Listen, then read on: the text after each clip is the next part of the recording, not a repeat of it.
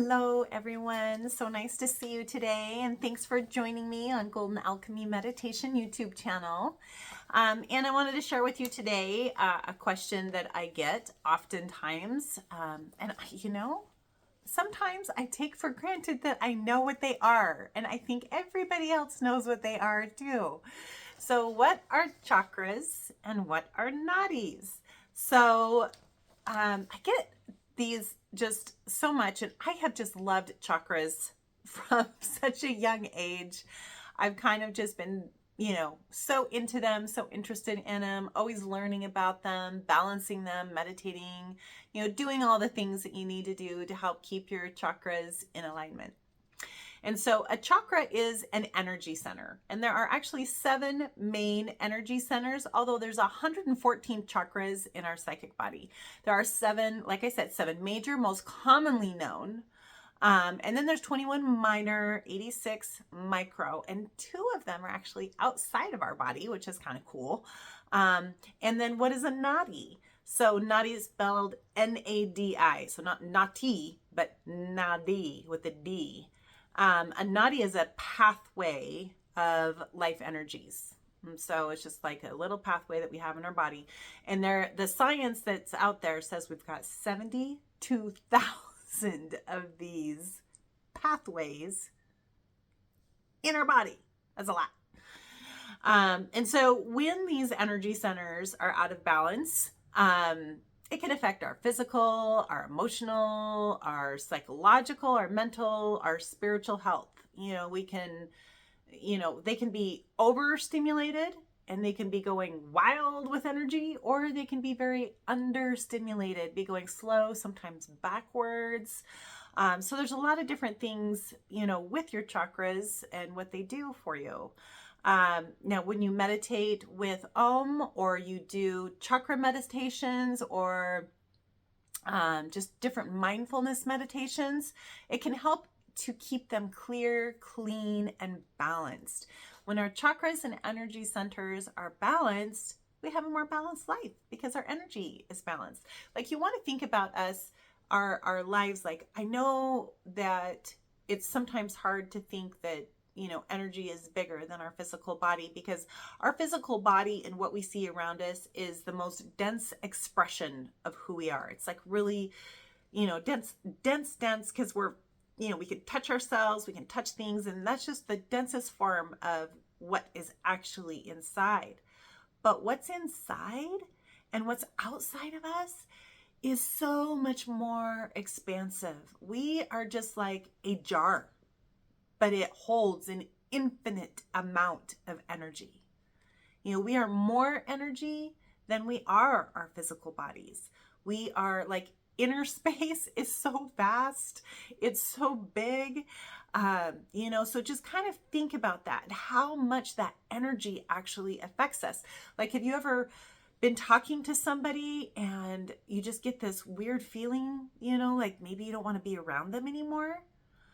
Maybe you need to leave, well, that's their energy. You're feeling their energy. They can be the clean cut, looking great, stereotypical stamp of approval, but you just have this feeling, you're getting this energy from them that you got to go. Well, their energy is speaking volumes. And so that's what you want to think about when you're thinking about all these chakras that we have. And so there are 7 major chakras. So we'll just touch on the 7 major chakras. And then if you'd like to learn more, I've got information in the comments section where you can click on and learn more.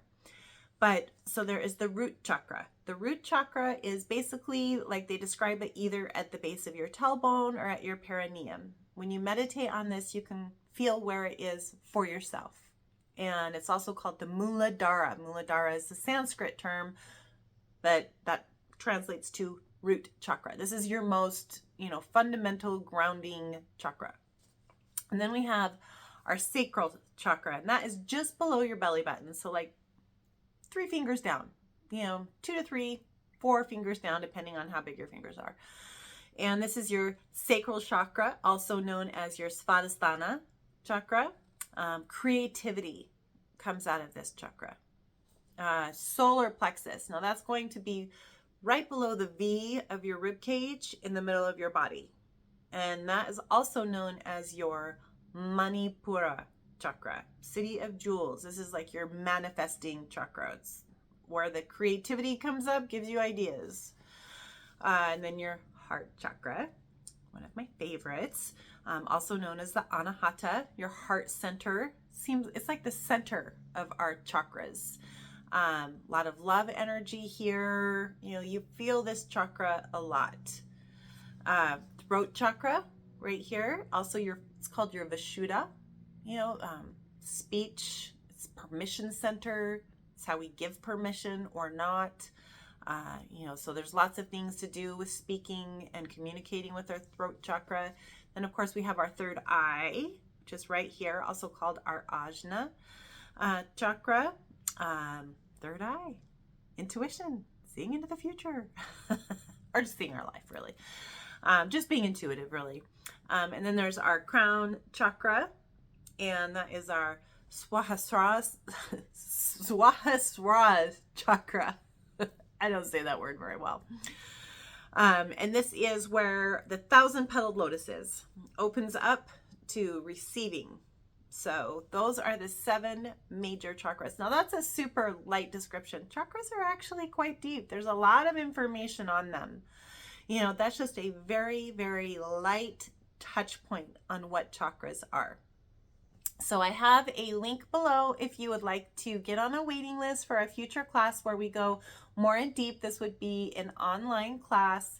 And if you'd like to get on that waiting list, you can certainly click on that and just sign up to be on that waiting list for when we're ready to launch that online class to learn more about the chakra system and also learn a little bit about crystals, which crystals to pair with which chakra, and how to vibrationally align our chakras. So I hope that kind of helps. Whether you're interested in the class or not, just kind of helps you understand a little bit more of what chakras are. So, namaste.